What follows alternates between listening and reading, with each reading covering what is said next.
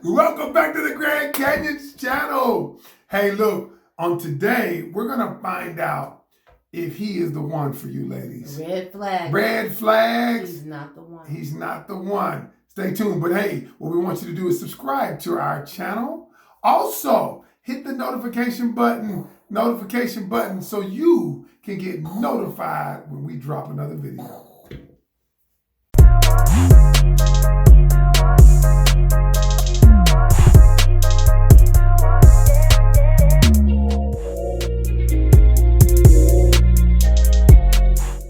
Welcome back to the Grand Canyons, and today we are talking about red flags. How do you know he's not the one for you? How do you know he ain't the one for you? Well, they're waiting. I said for you. How you know he ain't the okay. You take it life too far. You take it life. All right. So we got a letter, and I'm going to read the letter. You sound like a teacher with the glasses. Y'all know she got her new readers on. Like she said, I'm going to read the letter. I got a little tickle. Corona. I don't know what that is. Social distancing. Social distancing. These lights is getting hot. All right, let's go. Got a tickle in my throat. Okay, all right. Ooh, okay. Dear Grand Canyons, or hello Grand Canyons, I'm sorry. I've been dating a guy for 2 years now. I'm really thinking about marriage because I used to believe that I had met someone who shared the same values that I share. Lately, I've noticed that we don't spend as much time as we used to. He's kind of treating me as an afterthought. When I ask him to go out, he frequently says he has other things to do with his friends and family that don't include me. I thought he was the one, but I'm not so sure now. Can you talk about how you know someone is not the one? Sincerely, Felicia. Felicia, bye, Felicia. I was going to say, bye, Felicia. Bye, Felicia. All right, Nick. So when she said that, I came up with 7 ways. 7? 7 ways that you know he's not the one. Okay. Now, there are others, but I want to keep it kind of simple. Okay. All right. So women get caught up in the idea of the one. So many of us have allowed our emotions to just run rampant thinking, is he the one? Is he the one? Is he the one? Is he the one? And the truth of the matter is, you and I differ on this. Okay. I don't believe there's any one. I don't believe in soulmates. I believe that, now this is just mine because we disagree. Yeah, I believe that you can get with anyone who is compatible and you guys make it work. You about to stab me. She's picking up a pencil, y'all. It was just But I do believe that you are the right one for me. Good answer. Good answer, Bob. Yeah. All right, so let me get into it. Okay. Number 1, how do you know he's not the one? You're not high on his priority list. Meaning? You are not high on his priority list. Mm-hmm. Every man who wants to be with a woman, a man trades his time for the things that he values. Mm-hmm. If you're not high on his priority list, then he's not trading his time for you. Okay? And that means that he doesn't value you as much. So if he spends time, I've heard you say this before, if he spends time washing his car and you can't stand outside with him, he values your car. He values his car more than okay. Because we trade time for the things that we value. Okay, I get that. Okay, that's good. Number one. If you're not high on his priority list, if something else takes precedent over you. If there are multiple things, because you know this, Ned, if you want me to do something, even if I'm doing other stuff, I might not want to do it, but what do? You stop and do it. I stop and do it. Because you're high on my priority list. All right. If you're not high on his priority list, good answer. He's not the one. Number 1. Number 2. Number 2. He doesn't make you feel good about you. Oh, that would be so bad. If you're with anybody who has to put you down to make himself look better, stand on your shoulders, then he's not the one. Listen, ladies, I got to give you this, Ned. Okay. You should never lift a man up by lowering yourself to do it. Oh, that's good. That is never good. do that. If you do that, he will lose respect for you. I mean, it's just true. So if he doesn't make you feel better about yourself, if he has to talk about everything you do, there's a problem with it. Everything, and you feel worse about you after dealing with him. Oh, wow. He's not the one. Number 3. I have found too that a lot of times men do that because they're extremely insecure. Absolutely, baby. I mean, you got a PhD. You know what I mean? A player hating degree.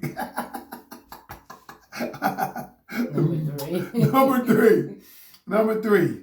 He isn't willing to spend money or invest in you. He ain't gonna spend no money on me. I ain't gonna get no shoes. Let me get deep on this. See, a man, what he does is when a man works, is essentially he's trading his life. For work, is simply I've traded a piece of my life, my time, the thing that I cannot get back. If I trade my life in exchange for money, I spend my money on the things I value because I traded my life for. If I'm not spending my money on you, I don't value you. Wow, you know what? That makes me feel like that touched me because, like, you're always that's something that you always do. You're always showering me with things. Yeah, and all that is I'm just investing. I'm just willing to. I'm just moving this camera, okay. Baby. I'm just willing to. I just want to get your pretty face in there.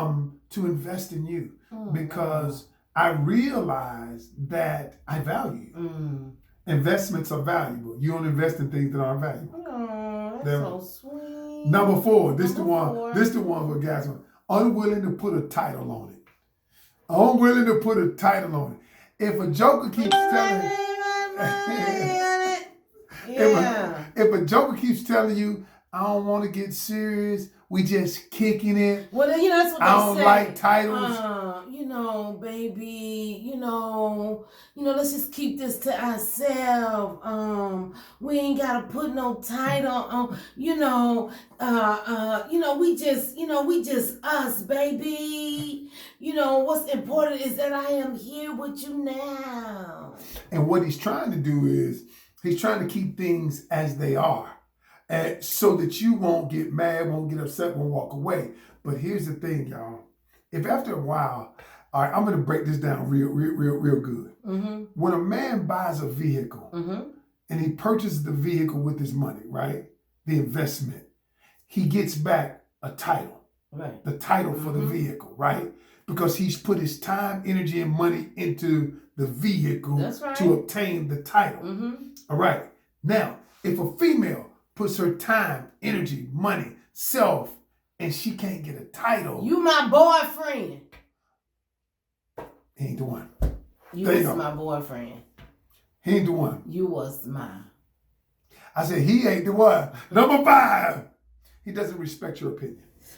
When I wrote this up, I was thinking, he doesn't respect your opinion. All right, you got some guys who are insecure.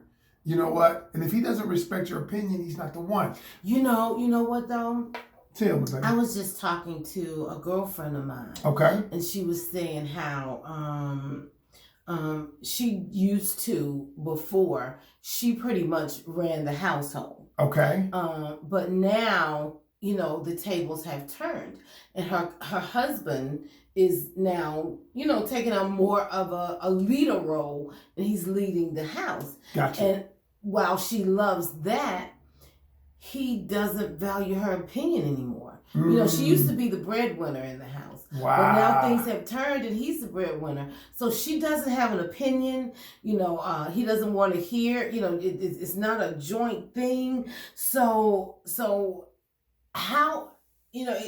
she feels like he doesn't respect her opinion, but they're husband and wife. So how can you say he's not the one for her there in that situation? How do you handle? I mean, I know I'm going off. I mean, you going to a whole nother joint. But how do you, I have to ask one question. Okay. Has she told him how she feels? I'm not sure.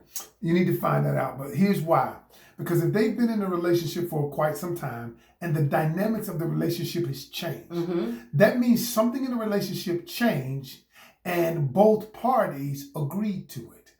Now, what I mean by they agreed to it, they may not have said, hey, we got an agreement, we're going to do this, but there's an agreement there. And what she's doing now, he renegotiated the agreement.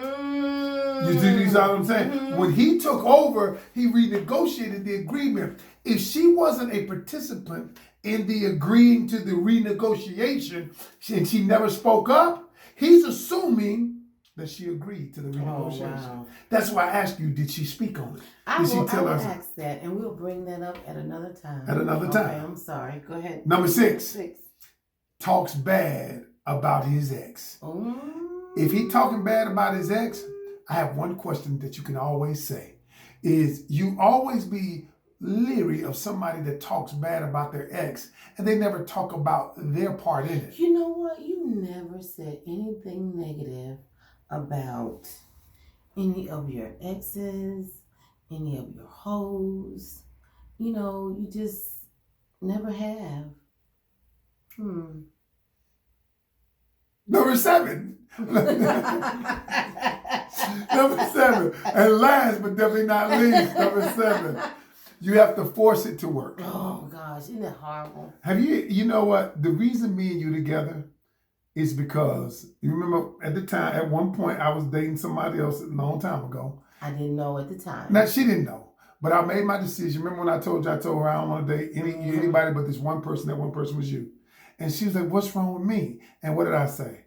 It's not that it's what's wrong with you. It's what's right with her. We didn't have to force it to work. Our core values lined up. If you have to force it to work, if it's like putting a round peg in a square hole, that person's not the one for you. But why do we try to make it work, Nat? Even when it doesn't work. I think for a woman, you know, we have, and I'm borrowing this from my friend Thursday Rice.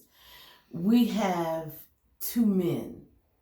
We have the man in our head and the man in our bed. And so we want the man in our bed to line up with the man in our head. But what we need to do is to rewind.